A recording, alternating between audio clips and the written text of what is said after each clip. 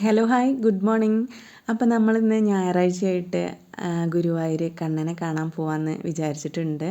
അപ്പോൾ പെട്ടെന്നുണ്ടായ ഒരു തീരുമാനമായിരുന്നു കേട്ടോ. ശനിയാഴ്ച രാത്രിയിലാണ് നാളെ നമുക്ക് ഗുരുവായൂർക്ക് പോവാം എന്നൊക്കെ പ്ലാൻ ചെയ്തത് കേട്ടോ. അപ്പോൾ പിന്നെ ഒന്നും നോക്കിയില്ല, അങ്ങനെ പോകാമെന്ന് വിചാരിച്ചിട്ട് നമ്മൾ ഞായറാഴ്ച ഒരു 9:45 ആയിട്ടുണ്ട് കേട്ടോ വീട്ടിൽ നിന്ന് ഇറങ്ങുമ്പോൾ. നേരത്തെ ഇറങ്ങലൊന്നും നമുക്ക് നടക്കില്ല കേട്ടോ, പിള്ളേർ എണിച്ചിട്ടൊക്കെ വേണമല്ലോ. പിന്നെ ഇന്ന് ഞായറാഴ്ചയും കൂടി ആവുമ്പോൾ ഒത്തിരി തിരക്കാവും എന്ന് അറിഞ്ഞുകൊണ്ട് തന്നെയാണ് ഇന്ന് പോയത്. അപ്പോൾ പോകുമ്പോൾ തന്നെ നമ്മുടെ കണ്ണൻ്റെ അടുത്ത് പറഞ്ഞിട്ടുണ്ടായിരുന്നു, ഞങ്ങളിന്ന് എത്ര വൈകിയാലും കണ്ണനെ അകത്ത് കയറി കണ്ടിട്ട് ഞങ്ങൾ തിരിച്ചു മടങ്ങുള്ളൂ എന്നൊക്കെ പ്രാർത്ഥിച്ചിട്ടാണ് ഇറങ്ങിയിട്ടുണ്ടായിരുന്നത് കേട്ടോ. പ്രാർത്ഥിച്ചിറങ്ങിയ പോലെ തന്നെ കണ്ണൻ നമ്മളതിനെ നേരത്തെ തന്നെ കാണാനുള്ള ഒരു അവസരമൊക്കെ തന്നിട്ടുണ്ടായിരുന്നു. പിന്നെ ഇപ്രാവശ്യം മോള് സാരിയൊക്കെ എടുത്തിട്ടാണ് കേട്ടോ ഗുരുവായൂർക്ക് വരുന്നത്. അപ്പോൾ പുറത്തേക്കൊന്നും അവൾ അങ്ങനെ സാരി എടുത്തിട്ട് പോയിട്ടില്ലായിരുന്നു. ഇത് ആദ്യത്തെ പ്രാവശ്യമാണ് കേട്ടോ സാരിയൊക്കെ എടുത്തിട്ട്. അത് കണ്ണൻ്റെ അടുത്തേക്ക് ആകുമ്പോൾ ഒത്തിരി സന്തോഷം. പിന്നെ അച്ചു ആണെങ്കിലും പുറത്തേക്ക് അങ്ങനെ മുണ്ടൊന്നും എടുത്തിട്ട് പോയിട്ടില്ലായിരുന്നു. അപ്പോൾ അവൻ്റെ ആദ്യത്തെ മുണ്ടെടുത്തിട്ടുള്ളൊരു യാത്രയും കണ്ണൻ്റെ അടുത്തേക്ക് തന്നെയാണ് കേട്ടോ. അപ്പോൾ പോകുന്ന വഴിക്ക് അച്ചുവിന് ചെറിയൊരു മുണ്ടായിരുന്നു അവൻ്റെ കയ്യിലുണ്ടായിരുന്നു കേട്ടോ. അപ്പോൾ അവനിപ്പോൾ ഹൈറ്റ് വെച്ച കാരണം കൊണ്ട് ആ മുണ്ടൊക്കെ ചെറുതായി പോയതായിരുന്നേ. അപ്പോൾ പിന്നെ ഞാൻ പറഞ്ഞു ഗുരുവായൂരിന്ന് വലിയ മുണ്ട് വാങ്ങിച്ചു തരാമെന്നൊക്കെ പറഞ്ഞിട്ട് അങ്ങനെ ചെന്ന വഴിക്ക് തന്നെ അടുത്തുള്ളൊരു ഷോപ്പിൽ നിന്ന് അവനൊരു ഡബിൾ മുണ്ടൊക്കെ വാങ്ങിച്ചു കൂട്ടാ.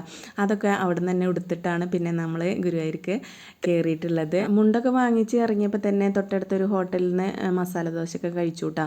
കാരണം നമുക്ക് ക്യൂവിലൊക്കെ നിൽക്കാനുള്ളതാണല്ലോ. അപ്പോൾ പിള്ളേർക്ക് വിശന്ന് കഴിഞ്ഞാൽ പിന്നെ ആകെ ബുദ്ധിമുട്ടാവുമല്ലോ എന്ന് വിചാരിച്ചിട്ട് മസാല ദോശയൊക്കെ കഴിച്ചു. എന്നിട്ടാണ് പിന്നെ നമ്മൾ അകത്തേക്ക് കയറിയത് കേട്ടോ.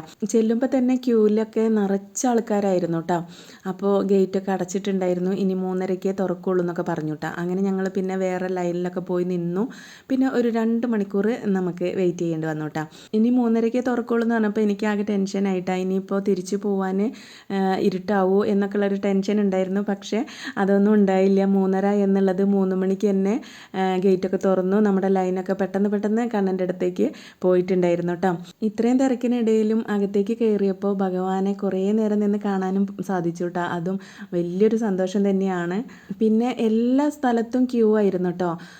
പായസം മേടിക്കാനും എല്ലായിടത്തും ഭയങ്കര ക്യൂ ആയിരുന്നേ. അപ്പോൾ മോൾക്കാണെങ്കിൽ പായസം വേണമെന്ന് പറയുന്നുണ്ടായിരുന്നു.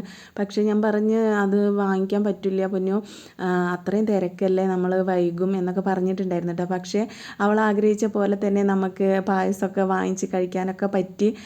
വൈകുന്നേരം ആയപ്പോഴേക്കും തിരക്കൊക്കെ ഒഴിഞ്ഞല്ലോ. അപ്പോൾ പായസത്തിൻ്റെ അവിടെ ഒന്നും തിരക്കില്ലായിരുന്നു കേട്ടോ. അങ്ങനെ പായസമൊക്കെ വാങ്ങിച്ചു. അവിടെ തന്നെ നമ്മൾ അതൊക്കെ കുടിച്ചു കേട്ടോ. തിരക്ക് കണ്ടപ്പോൾ ഞാൻ ഒട്ടും വിചാരിച്ചിട്ടില്ലായിരുന്നു കേട്ടോ പായസമൊക്കെ വാങ്ങിച്ച് കുടിക്കാൻ പറ്റുമെന്നൊന്നും. പക്ഷേ എന്തോ കണ്ണൻ അതും സാധിപ്പിച്ച് തന്നു.